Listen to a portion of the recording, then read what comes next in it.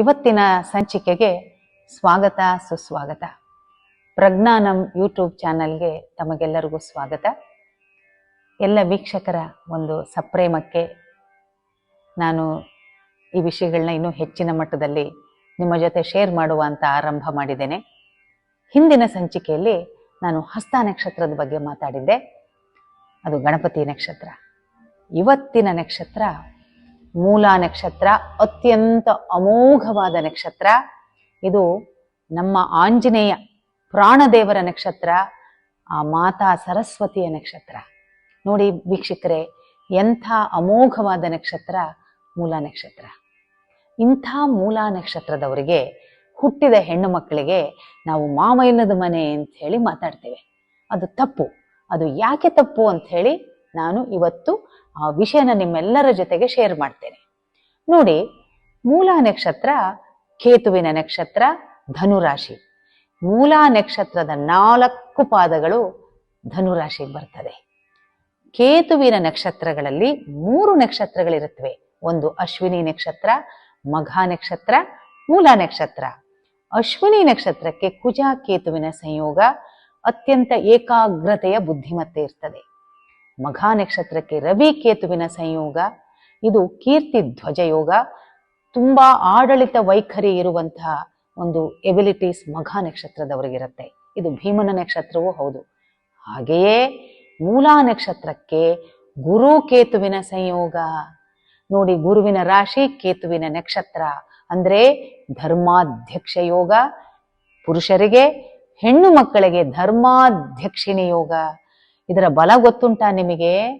ಧರ್ಮಾಧ್ಯಕ್ಷಿಣಿ ಅಂದ್ರೆ, ಧರ್ಮಾಧ್ಯಕ್ಷ ಅಂದ್ರೆ ಯಾವುದೇ ಧರ್ಮವನ್ನ ಉಚಿತ ರೀತಿಯಲ್ಲಿ ಸಮಾಜಕ್ಕೆ ಒಳ್ಳೆಯದು ಮಾಡುವಂತಹ ಯೋಗ ಧರ್ಮಾಧ್ಯಕ್ಷ ಯೋಗ.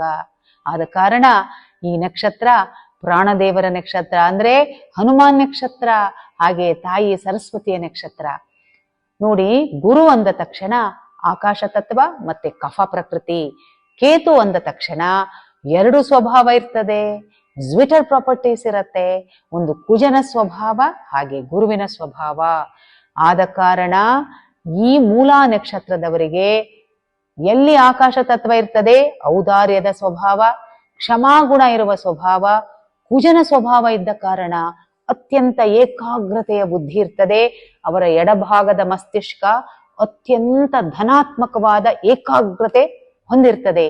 ಹಾಗೆ ಗುರುವಿನ ಅಂಶವೂ ಇದ್ದ ಕಾರಣ ಅವರ ದೇಹ ಧರ್ಮದಲ್ಲಿ ಆಕ್ಸಿಟೋಸಿನ್ ಮತ್ತೆ ವ್ಯಾಸೋಪ್ರೊಸಿನ್ ಅನ್ನುವಂತಹ ಚೋದಕಗಳು ಅತ್ಯಂತ ಉಚ್ಛ್ರಾಯ ಮಟ್ಟದಲ್ಲಿರ್ತದೆ. ಈ 2 ರಾಸಾಯನಿಕಗಳು, ಇದರ ಸ್ಪೆಷಾಲಿಟಿ ಏನ್ ಗೊತ್ತುಂಟಾ ವೀಕ್ಷಕರೇ? ಇದು ಯಾರ ದೇಹದಲ್ಲಿ, ಯಾರ ದೇಹ ಧರ್ಮದಲ್ಲಿ ಹೆಚ್ಚಿನ ಮಟ್ಟ ಇರ್ತದೆ, ಅವರು ಅತ್ಯಂತ ನಂಬಿಕೆಗೆ ಅರ್ಹರು. ಇಂತಹ ಅತ್ಯಂತ ನಂಬಿಕೆಗೆ ಅರ್ಹರಾಗಿರುವ ವ್ಯಕ್ತಿಯ ನಕ್ಷತ್ರ ಮೂಲ ನಕ್ಷತ್ರ. ಆದ ಕಾರಣ ನೋಡಿ, ಇಂತಹ ನಕ್ಷತ್ರದಲ್ಲಿ ಹುಟ್ಟಿರುವ ಹೆಣ್ಣು ಮಕ್ಕಳಿಗೆ ಮಾವ ಇಲ್ಲದ ಮನೆ ಅಂತ ಹೇಳುವಂಥದ್ದು ಎಷ್ಟು ಅನುಚಿತ ಅಲ್ವಾ ವೀಕ್ಷಕರೇ? ಇದು ಸಮಂಜಸವಾದದ್ದಲ್ಲ, ಅಸಮಂಜಸ. ಆದ ಕಾರಣ ಇಂತಹ ನಕ್ಷತ್ರದಲ್ಲಿ ಹುಟ್ಟಿರುವ, ಅಂದ್ರೆ ಧರ್ಮಾಧ್ಯಕ್ಷಿಣಿ ಯೋಗವನ್ನ ಇಟ್ಟುಕೊಂಡು ಹುಟ್ಟಿರುವ ಹೆಣ್ಣು ಮಕ್ಕಳನ್ನ ನಾವು ಮನೆ ಸೊಸೆಯಾಗಿ ತರಲೇಬೇಕು. ಮಾವ ಇಲ್ಲದ ಮನೆ ಅಂತ ಹೇಳಿ ಯಾವತ್ತೂ ಋಣಾತ್ಮಕತೆಯಿಂದ ನಾವು ಅದನ್ನ ಮನನ ಮಾಡುವುದು ಬೇಡ. ಆದ ಕಾರಣ ಇವತ್ತಿಂದನೇ ಕ್ರಾಂತಿ ಆಗ್ಬೇಕು. ಕ್ರಾಂತಿ ಅಂದ್ರೆ ಏನು? ಹೊಡೆಯೋದು, ಬಡಿಯೋದು, ಬೈಯೋದು ಅಲ್ಲ.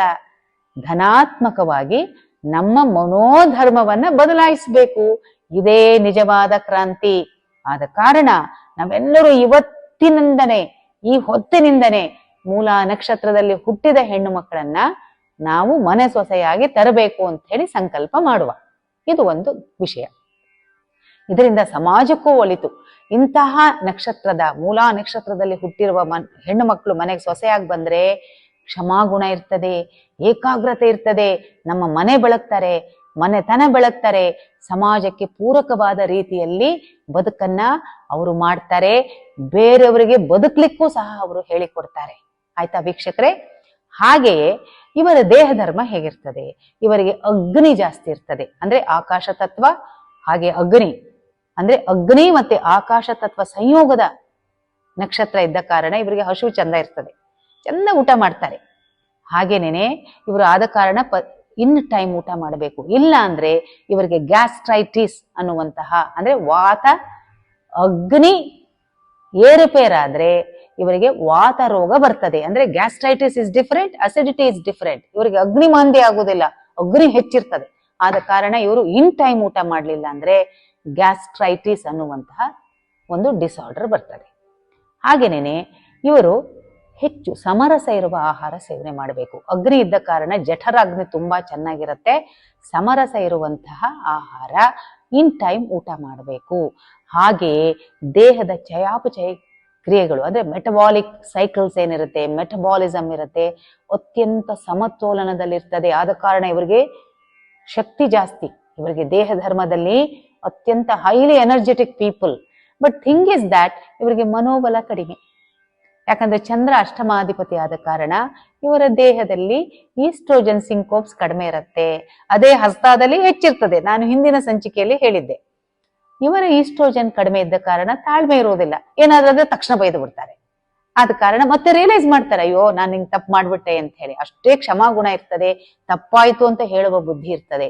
ಆದ ಕಾರಣ ಇವರಿಗೆ ಜಲಾಂಶವನ್ನ ವೃದ್ಧಿ ಮಾಡುವಂತಹ ಆಹಾರ ಪದಾರ್ಥಗಳು, ಉದಾಹರಣೆಗೆ ಬೆಣ್ಣೆ, ತುಪ್ಪ, ಹಾಲು, ಮೊಸರು, ಹಾಗೇನೆ ಮಜ್ಜಿಗೆ ಹೆಚ್ಚು ಉಪಯೋಗ ಮಾಡಬೇಕು.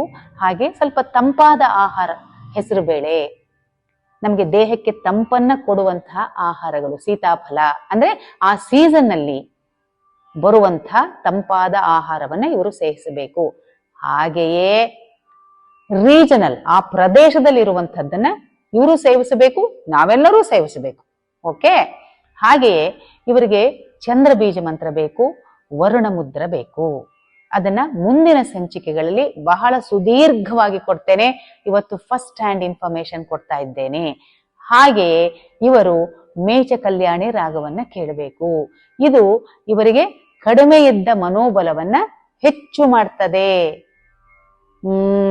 ರೆ ಗ ಮ ಪ ದ ನಿ ಸಾ ರಿ ಸ ರಿ ದ ಗೋ ಮ ಗ ರಿ ದ ಗೋ ಮ ಗ ರಿ ಸ ಸ ಗ ರಿ ಸ ರಿ ದ ಗೋ ಮ ಗ ರಿ ಸ ಸ ರೆ ಗ ಮ ಪ ದ ನಿ ಸಾ ಸ ರಿ ಸ ರಿ ದ ಗೋ ಮ ಗ ರಿ ದ ಗೋ ಮ ದ ಮ ಗ ರಿ ಸ ರಿ ದ ನಿ ರಿ ಗ ರಿ ಗ ರಿ ನಿ ರಿ ರಿ ದ ಮ ಗ ನಿ ರಿ ಗ ರಿ ಸ ಸ ಶೃಂಗಪುರಾಧೀಶ್ವರಿ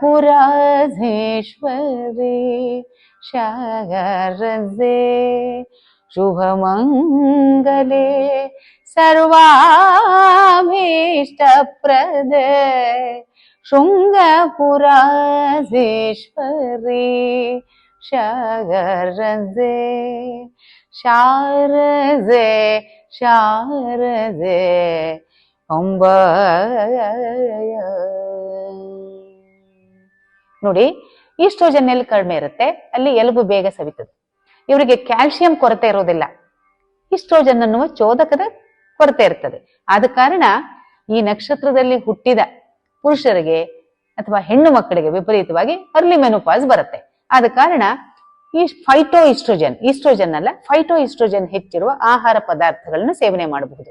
ಉದಾಹರಣೆಗೆ ಕಾಳುಮೆಣಸು, ಸುವರ್ಣಗಡ್ಡೆ, ಪರಂಗಿ ಹಣ್ಣು, ಆಮೇಲೆ ಸೇಬಿನ ಹಣ್ಣು, ಈ ತರದ ಬಾರ್ಲಿ, ಇವನ್ನೆಲ್ಲ ನಿಮ್ಮ ಆಹಾರ ಕ್ರಮದಲ್ಲಿ ಹೆಚ್ಚು ಅಳವಡಿಸ್ಕೊಳ್ಳಿ.